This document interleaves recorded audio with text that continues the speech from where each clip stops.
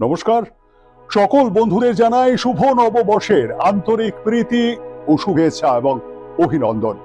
আগামী দিনগুলি সকলের খুব খুব ভালো কাটুক, সকলে ভালো থাকবেন, ঈশ্বরের আশীর্বাদ আপনার ওপর বর্ষিত হোক এই কামনা করি। কিন্তু চাইলেই তো আর ঈশ্বরের আশীর্বাদ লাভ সম্ভব নয়। তার জন্য অবশ্যই প্রয়োজন সৎ পথে থাকা, সৎভাবে জীবন যাপন করা এবং সত্য কথা বলা, সেই সঙ্গে ন্যায়ের পথ ধরে চলা। হ্যাঁ, এই পথ কিন্তু খুব কঠিন, হয়তো প্রতিটি পলে বাধা, তবে কর্তব্যে অবিচল থাকলে অবশ্যই নিশ্চিত লক্ষ্যে পৌঁছানো সম্ভব। বন্ধুরা, এবার চলে যাব কেমন যেতে পারে 13 তারিখ থেকে শুরু হওয়া এপ্রিল মাসের এই তৃতীয় সপ্তাহতে। প্রথমেই আমরা চোখ রাখবো মেষ রাশিতে। প্রিয়জনের সঙ্গে মনোমালিন্য হতে পারে মেষ রাশির জাতক বা জাতিকাদের। চাকরি জীবন গতানুগতিক। ব্যবসায়ীদের ক্ষেত্রে বিশেষ নজর দেবেন অবশ্যই লেনদেনের বিষয়। বিনিয়োগের উপযুক্ত সময় কিন্তু এটা নয়, ধৈর্য ধরে অপেক্ষা করতে হবে। দেখে নেব বৃষ রাশির জাতক জাতিকাদের কেমন যাবে। মন দিয়ে কাজ করলে উন্নতি সম্ভব। চাকরিতে পদোন্নতির যোগ রয়েছে, কর্মস্থল পরিবর্তন হতে পারে, ব্যবসায় সাফল্যের সম্ভাবনা রয়েছে। বড় ধরনের কোনো বিনিয়োগ অবশ্যই এই সময়টায় করতে পারেন। প্রিয়জনের সঙ্গে অম্লমধুর সম্পর্ক। কেমন যেতে পারে মিথুন রাশির জাতক জাতিকাদের এই সপ্তাহটি। আপনার মেধা দিয়েই আপনি সঠিক লক্ষ্যে পৌঁছতে পারবেন, তবে তাড়াহুড়ো না করাই ভালো। ব্যবসায় সাফল্য লাভের যোগ রয়েছে।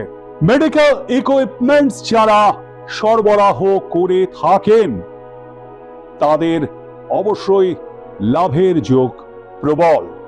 কর্মস্থলে সহকর্মীদের থেকে সাবধানে থাকবেন। কিন্তু কর্কট রাশি, এই সময়টা কিন্তু খুব সাবধানে থাকতে হবে কর্কট রাশির জাতক জাতিকাদের। চুরি বা প্রবঞ্চনায় বিরাট অঙ্কের ক্ষতির সম্ভাবনা রয়েছে। চাকরিতে সহকর্মীদের কথায় ভুলবেন না। তবে এই রাশির জাতক জাতিকারা তারা ব্যবসায় বিনিয়োগের আগে অবশ্যই একটু যাচাই করে নেবেন। প্রিয়জনের সঙ্গে তীব্র মতবিরোধের সম্ভাবনা রয়েছে এই সপ্তাহে। চোখ রাখবো সিংহ রাশিতে। এই রাশির জাতক জাতিকাদের সময়টা মোটের ওপর শুভ তা বলা যেতেই পারে। শেয়ার বা ফাটকায় লাভের সম্ভাবনা রয়েছে। লটারিতেও লাভবান হতে পারেন আপনি। তবে লোহার ব্যবসায়ীদের কাছে কিন্তু এই সময়টা খুব একটা ভালো নয়। গাড়ি কেনা বেচার কারবারি রয়েছেন যারা, তারা কিন্তু এই সপ্তাহে খুব সাবধানে থাকবেন। কন্যা রাশির দিকে এবার চোখ রাখা যাক। আপনার পরিশ্রমের মূল্য আপনি নাও পেতে পারেন, তবে লেগে থাকতে হবে। ধৈর্য ধরে থাকাটাও কিন্তু একটা বিশেষ গুণ। লাভের অপেক্ষায় অবশ্যই থাকতে হবে আপনাকে। প্রেমে আছে বঞ্চনা। তুলা রাশি, আপনার অধ্যাবসায়ের মূল্য আপনি পেতে পারেন, তবে মাথা ঠান্ডা রাখতে হবে। অযথা মাথা গরম করে ফেলা আপনার একটা রোগ বটে। বাকিটা চলছে চলবে। প্রেমে আছে বসন্ত। নিজের শরীরের একটু যত্ন নেবেন।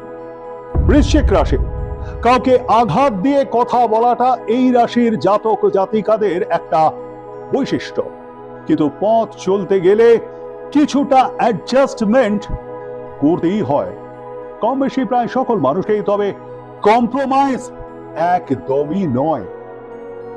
লোহার ব্যবসায়ীদের কাছে এই সপ্তাহে কিন্তু আপনার সময়টা শুভ এটা বলা যেতেই পারে। কেমন যাবে ধনুরাশির জাতক জাতিকাদের? অন্যের সমালোচনা না করে আত্মসমালোচনা করুন, আখেরে আপনার লাভই হবে। জমি বাড়ি কেনা বেচা বা কনস্ট্রাকশনের ব্যবসায় যারা রয়েছেন তাদের কাছে সময়টা খুব একটা ভালো নয়। অন্যান্য ব্যবসার অবশ্যই অসুবিধা খুব একটা নেই।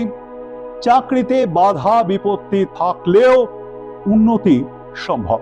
মকর রাশির জাতক জাতিকাদের কেমন যেতে পারে এই সপ্তাহটি?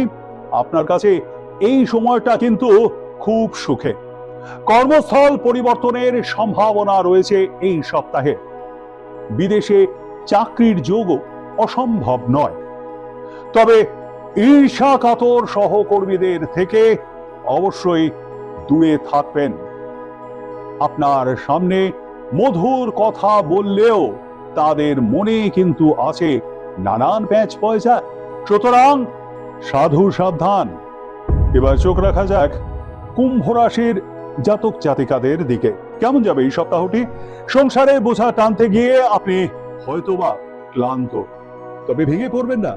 এটা কিন্তু আপনার ধৈর্যের একটা পরীক্ষাও বটে। সাফল্য অধরা থাকবে না বেশি দিন। ব্যবসায় মন্দা থাকলেও তা খুবই সাময়িক। বড় ধরনের ইনভেস্টমেন্টের সময় কিন্তু এটা নয়।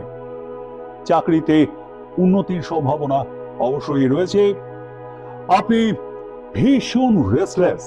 প্লিজ একটু একটু অন্তত কেয়ার নেবেন নিজের জন্য। মীন রাশি, মেধা আর পরিশ্রমের জন্যই সঠিক লক্ষ্যে আপনি পৌঁছতে পারবেন। ন্যায়ের পথে থাকলে বাধা আসার কথা কিন্তু নয়। প্রলোভন এড়িয়ে চলার জন্যই এই কথাটা আপনাদেরকে বলা।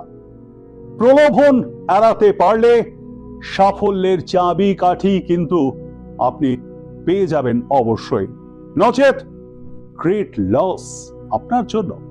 সুতরাং জীবনের লাভ কিংবা ক্ষতি আপনার হাতের মুঠোয়।